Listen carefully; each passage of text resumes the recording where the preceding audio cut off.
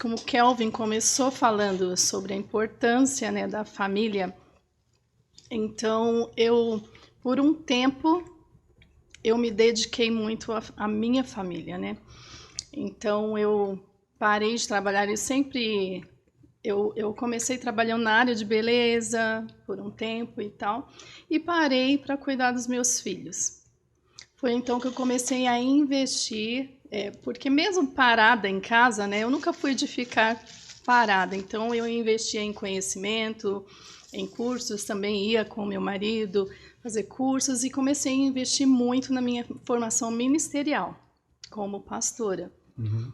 No conhecimento teológico, eu comecei a investir nisso. E aí saí da área de beleza. E há 5 anos atrás, eu comecei um sonho. Assim como vocês estão iniciando um sonho, e nós começamos um projeto que começou em São Paulo, né? Por uma questão minha, algo que eu vivi, que eu experimentei. Eu sempre fui considerada uma mulher muito forte pelas pessoas que me conheciam. E aconteceu que eu perdi o meu pai. E quando eu perdi o meu pai, eu perdi o meu chão. Eu nunca tinha me sentido daquela forma. Então, por um ano, eu fiquei muito mal. Muito mal. Eu nem percebi, assim, a gente não vai percebendo quanto a gente vai se afundando. E é algo, assim, imperceptível. Você vai se afundando numa depressão, sem perceber. Algumas coisas não vão fazendo mais sentido, algumas coisas que você gostava muito de fazer, perde aquele gosto, aquela alegria que você tinha em fazer.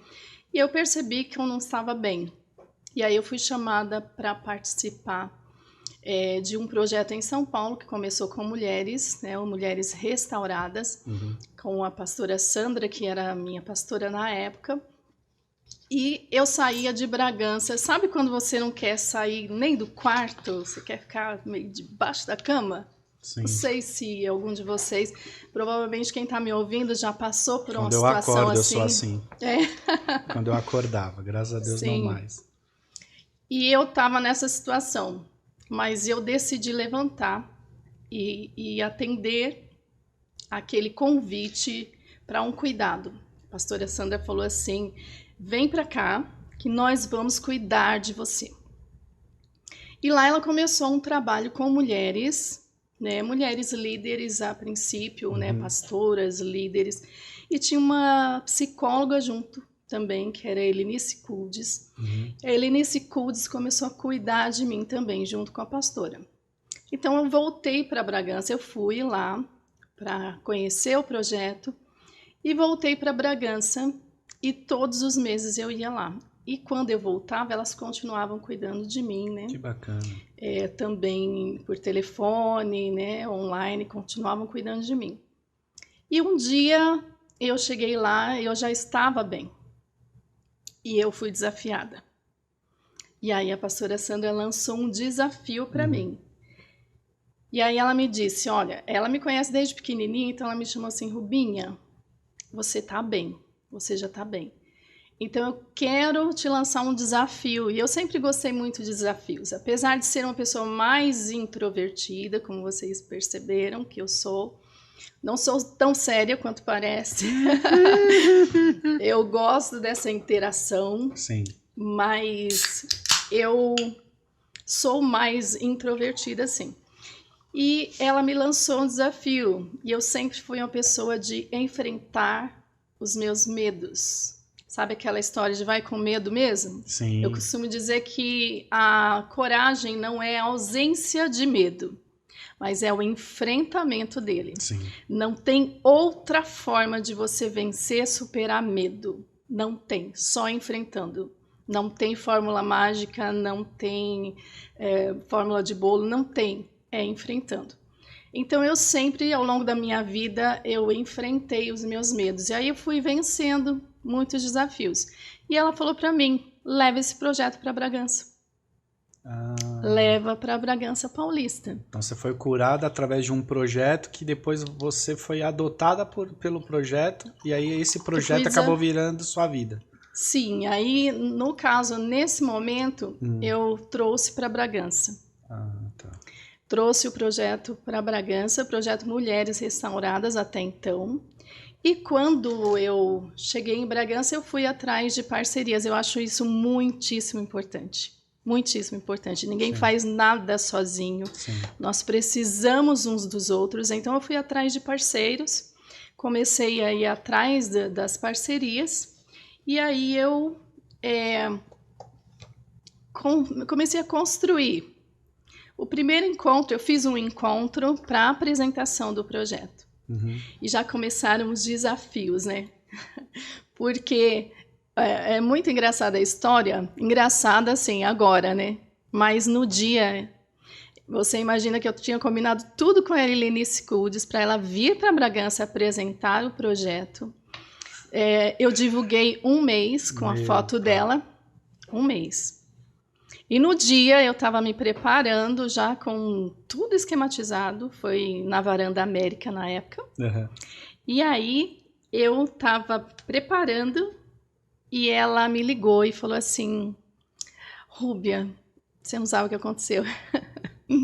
Eu estou aqui na rodoviária e a minha carteira sumiu. Não sei se roubaram, não sei se eu perdi, eu não sei. Ela desapareceu, eu não consigo embarcar. Aí eu tentei de tudo, tentei pessoa para ir buscar, tentei Uber, estava muito caro, não tinha condições, tentei de tudo. Ela falou assim para mim: Rúbia, você sabe o que fazer.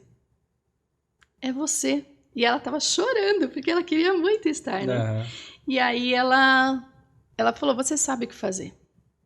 E aí eu fui, fiz a minha parte, a parte dela, já foi assim, começando com um desafio mesmo. E deu tudo muito certo, né? E as pessoas ali, eu lembro que meu coração se encheu naquela semana de um sentimento que não era meu. E eu sei que muitas pessoas têm. A gente está falando de família, a gente está falando que desde o início, né? Hoje é um evento meio familiar também. Bastante. Então, Deus colocou no meu coração um aperto, uma angústia que não era minha, era algo que vinha do Espírito.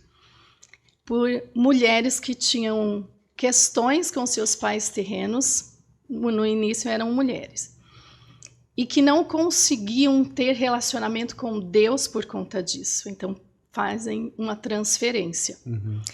E naquela semana, enquanto eu preparava aquele encontro, eu senti essa angústia. Eu cheguei a chorar, um choro, sabe aquele choro quando vai assim, afunda seu estômago? E eu cheguei a chorar dessa forma, e eu sabia que aquele choro não era meu. Era delas. E aí, naquele dia, eu terminei falando sobre isso, e eu perguntei se algumas delas se identificavam com isso, né, com aquela situação. Várias vieram para frente, inclusive pastoras, líderes, né, mulheres que estavam à frente de ministérios, e elas choravam compulsivamente. Choravam muito. E dali eu as abracei, orei por elas, e nós marcamos ali um encontro. Nós temos encontros terapêuticos todos os meses.